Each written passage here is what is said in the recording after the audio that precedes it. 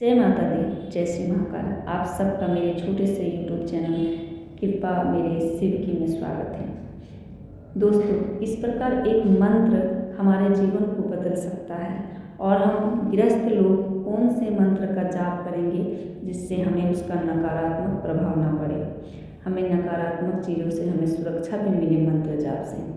क्योंकि आज का जो ज़माना चल रहा है, अभी नकारात्मक चीज़ें बहुत ज़्यादा फैल चुकी हैं और लोग अपने ही लोग अपनों के अहित करने लगे हैं। इसीलिए हमें अपनी सुरक्षा के लिए मंत्र जाप करना बहुत ज़रूरी हो गया है, जिससे हम और हमारा परिवार सुरक्षित रह सके। अब जानते हैं कि हम मंत्र जाप किस प्रकार शुरू कर सकते हैं। जो लोग कभी भी मंत्र जाप नहीं किए हैं, उनके मन में एक संचय होता है कि हम किस मंत्र का जाप करें और कैसे शुरुआत करें। सबसे पहले हम जानते हैं कि मंत्र को हम कितने प्रकार से जाप कर सकते हैं। पहला होता है उपांशु, दूसरा वाचिक और तीसरा मानसिक। वाचिक जाप उसे कहते हैं जिसे हम जोर जोर से बोलकर करते हैं, और उपांशु जाप जिसे हम धीरे धीरे करते हैं, अर्थात सिर्फ हमारे होठों का हिलना। तीसरा जो है मानसिक जाप, इसे सबसे उत्तम जाप कहा गया है। मानसिक जाप जिसे हम मन में ही करते हैं, और इस तरह मानसिक जाप करने से आपको किसी भी प्रकार का दोष भी नहीं लगता है। अब हम बात करते हैं कि हमें किस मंत्र से अपनी मंत्र जाप को शुरू करना चाहिए। तो देखिए दोस्तों, अगर आपने कभी भी किसी भी मंत्र का जाप नहीं किया है तो आप नाम जाप से शुरू कर सकते हैं। जिस भी भगवान को आप ज़्यादा मानते हैं, जिस भगवान से आप भावनात्मक तरीके से जुड़े हुए हैं, उसी भगवान का नाम जाप कर सकते हैं। जैसे कि भगवान शिव, माता दुर्गा, माता लक्ष्मी, श्री हरि विष्णु या फिर श्री कृष्णा, किसी भी भगवान का आप नाम जाप से शुरुआत कर सकते हैं।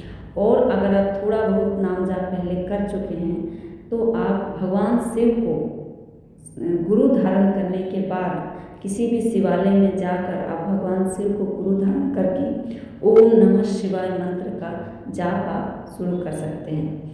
लेकिन जब आप शिवालय जाएंगे, एक रुद्राक्ष की माला साथ में लेकर जाएंगे और वहीं पर भगवान शिव को आवाहन करके उन्हें बता करके कि आप उन्हें गुरु धारण कर रहे हैं, और गुरु दक्षिणा के तौर पर आप एक माला रुद्राक्ष की माला से मंदिर में ही बैठकर ओम नमः शिवाय का जाप करके उन्हें गुरु दक्षिणा के तौर पर अर्पित करके।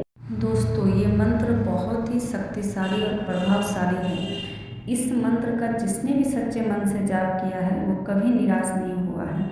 इसके फायदे के बारे में मैं आपको जितना बताऊं उतना कम है। भगवान शंकर का ये प्रिय मंत्र है। इस मंत्र के जाप करने से भगवान शंकर बहुत जल्दी प्रसन्न होते हैं और आपको आगे का मार्ग भी वो दिखाते हैं मिलेगा। मंत्रों में बहुत शक्ति होती है और इस मंत्र में इतनी शक्ति है कि ये मंत्र आपका असंभव काम को भी संभव कर देगी। परंतु आपको हमेशा इस बात का ध्यान रखना है कि आपको कभी भी जल्दबाजी नहीं करनी है।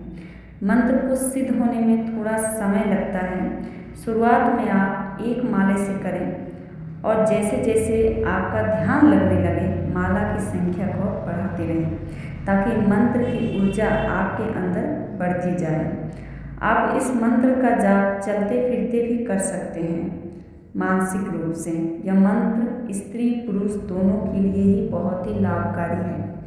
लेकिन अगर आप माला से जाप कर रहे हैं तो इसमें कुछ नियमों का पालन करना पड़ता है।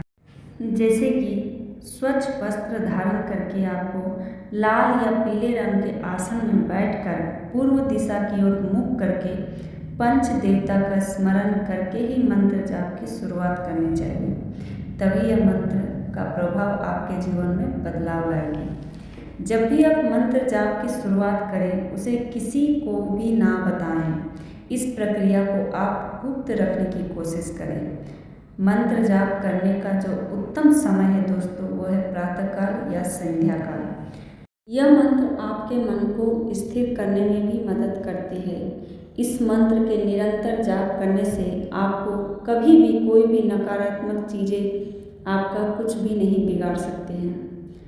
आपके ऊपर अगर किसी भी प्रकार का तंत्र किया हुआ है तो यह मंत्र उसको भी काट देती है। इस मंत्र से तंत्र बाधा भी आपकी कट जाती है।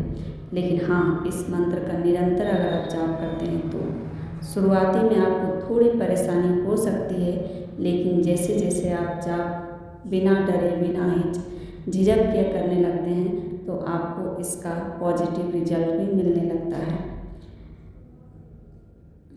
दोस्तों, इस मंत्र से आपका ऑरा भी क्लीन होता है। इस मंत्र का जाप बहुत ही फायदेमंद है। इससे आप एनर्जेटिक भी रहते हैं और आपसे जलने वाले लोग अपने आप दूर हो जाते हैं, क्योंकि वे आपके तेज को बर्दाश्त ही नहीं कर पाएंगे।